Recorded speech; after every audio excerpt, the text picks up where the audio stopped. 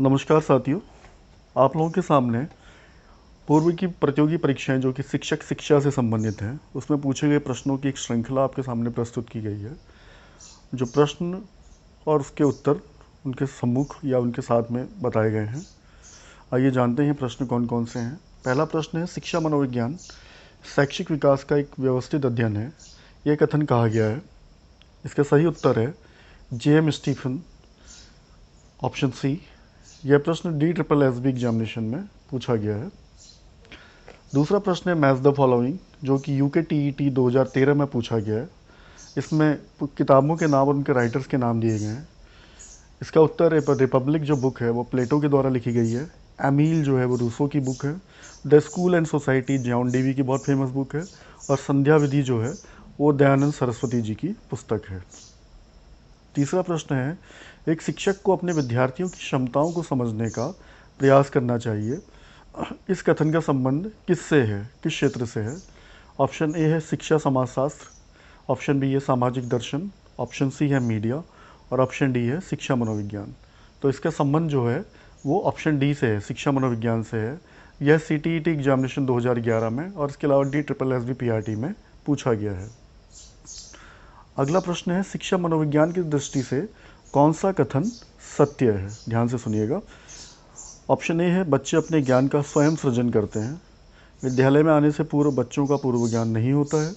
Option C है, अधिगम प्रक्रिया में बच्चों को कष्ट होता है। चौथा ऑप्शन है, बच्चे यथावत वही सीखते हैं जो उन्हें सिखाया जाता है। इसका सही उत्तर है ऑप्शन ए, बच्चे अपने ज्ञान का स्वयं सृजन करते हैं। यह प्रश्न उत्तराखंड टेट 2011 में पूछा गया है।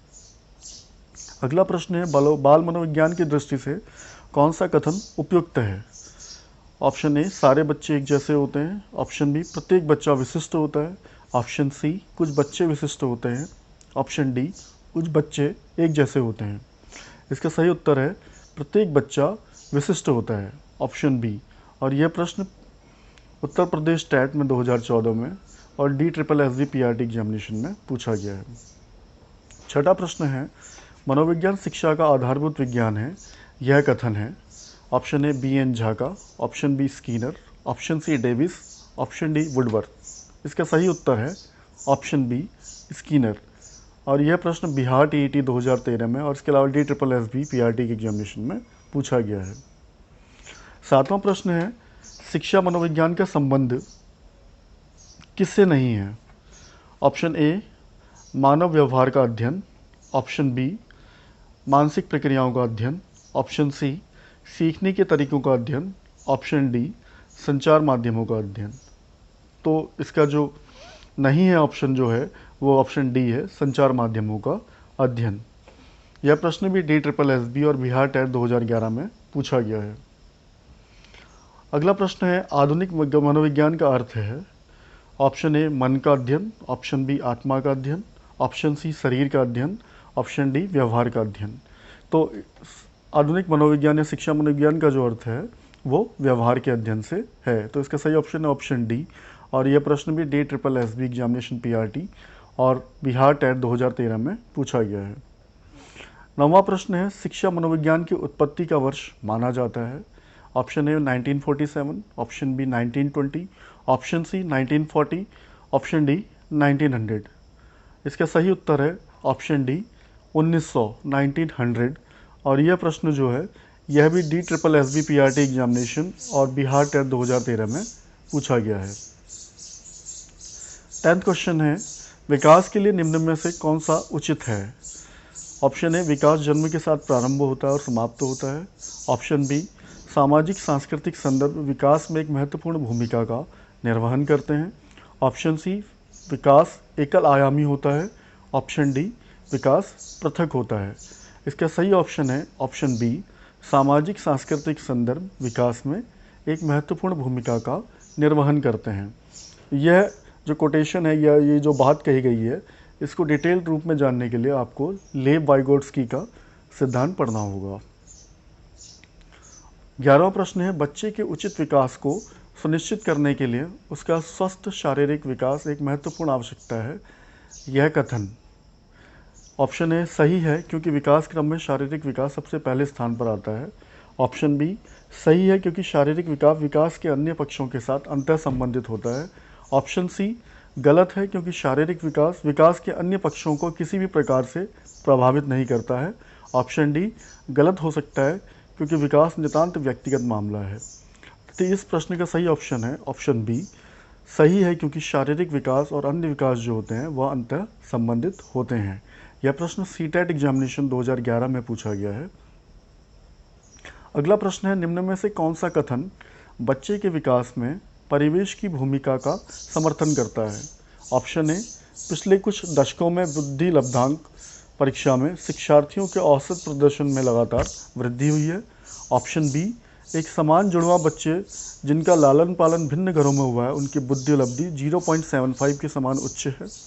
ऑप्शन सी शारीरिक रूप से स्वस्थ बच्चे अक्सर नैतिक रूप से अच्छे पाए जाते हैं। ऑप्शन डी कुछ शिक्षार्थी सूचनाओं का जल्दी प्रक्रमण कर लेते हैं जबकि उसी कक्षा के अन्य विद्यार्थी ऐसा नहीं कर पाते हैं। इसका सही उत्तर है ऑप्शन ए, पिछले कुछ दशकों में अधिगम वातावरण में या उसके अच्छे होने से क्या हुआ है, बुद्धि लब्धांक जो है उसमें वृद्धि हुई है। यह उसका सही ऑप्शन है और यह प्रश्न जो है ये सीटेट 2013 में पूछा गया है। 13वां प्रश्न है, शिक्षण का विकासात्मक परिप्रेक्ष्य शिक्षकों से ये मांग करता है कि वे ऑप्शन ए कठोर अनुशासन बनाए रखने वाले बने क्योंकि बच्चे अक्सर जांच करते हैं। ऑप्शन बी विकासात्मक कारकों के ज्ञान के अनुसार अनुदेशन युक्तियों का अनुकूलन करें। ऑप्शन सी विभिन्न विकासात्मक अवस्था वाले बच्चों के साथ समान रूप से व्यवहार करें। ऑप्शन डी इस प्रकार का अधिगम उपलब्ध करवाएं जिसका परिणाम केवल संज्ञानात्मक क्षेत्र के विकास में हो। इसका सही ऑप्शन जो उत्तर जो है वह है ऑप्शन बी, विकासात्मक कारकों के ज्ञान के अनुसार अनुदेशन युक्तियों का अनुकूलन करें और यह प्रश्न सीटेट 2014 एग्जामिनेशन में पूछा गया है। अगला प्रश्न है, निम्नलिखित में से कौन सा आयु समूह परिवर्ती बाल्यावस्था की श्रेणी में आता है। इसके ऑप्शन है 11 से 18 वर्ष, ऑप्शन बी 18 से 24 वर्ष, ऑप्शन सी जन्म से 6 वर्ष, ऑप्शन डी 9 से 12 वर्ष और इसका सही उत्तर है ऑप्शन डी 9 से 12 वर्ष और यह प्रश्न सीटेट एग्जामिनेशन 2015 में पूछा गया है।